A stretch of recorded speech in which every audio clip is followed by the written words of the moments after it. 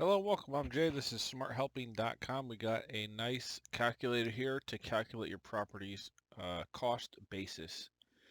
So, after doing quite a bit of research and just general knowledge of accounting and tax calculations, there's, I come to realize there's quite a lot of things that can affect the basis of a property's cost, the cost basis. So here I just built a little algorithm.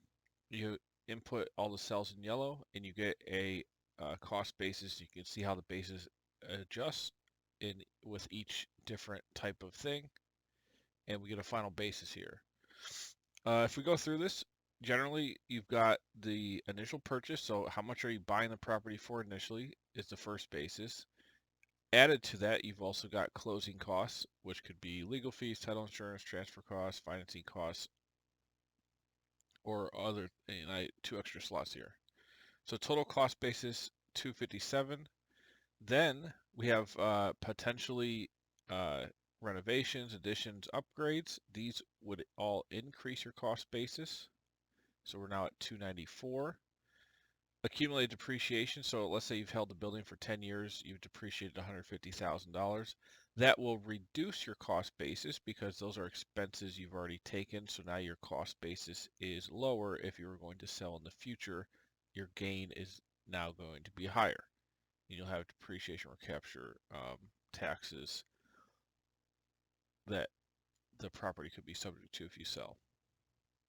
You've also got capital improvements. This is going to raise your cost basis back up. Depending on these, there's 6 items here, total 9,000. So now we were at 294. After depreciation, we're at 144. Capital improvements, we're back up to 153. Casualty loss is not covered by insurance. So if there's a fire, insurance didn't cover it. The net difference here is 20,000 that you had to pay. You're going to increase the basis by that. There's 3 possible items for casualty losses. Rehabilitation tax credit. So this is if you're receiving tax credits, it's essentially treated as an investment in the property, so it will increase your basis. So here we're going from 173 up to 188. And then I put 15 extra items. You could label them here, whatever they might be, and put an amount, and that'll give you an adjustment to the basis. And that final amount will always be added to whatever the previous amount was. So if this is items that reduce the basis, you put negative. If it's a positive, you put positive. All right, so that's all I got. I am open to suggestions, improvements, more calculations, more in-depth calculations. This is just a starter template. If you want to download it, the link will be in the description box below. It's just going to be a $45 one-time fee.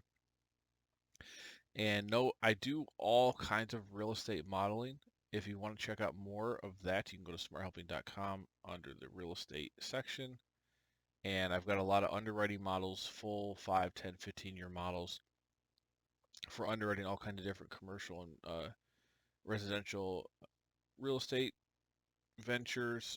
A lot of these have joint venture logic, cash flow waterfalls, rent rolls, uh, expenses, all kinds of different assumptions for different types.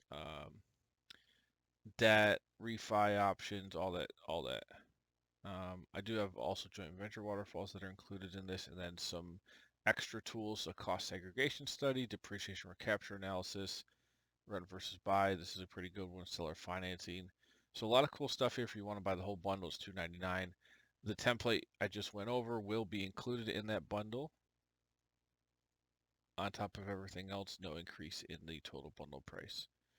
Alrighty guys, like and subscribe, and we'll keep on pumping these templates out.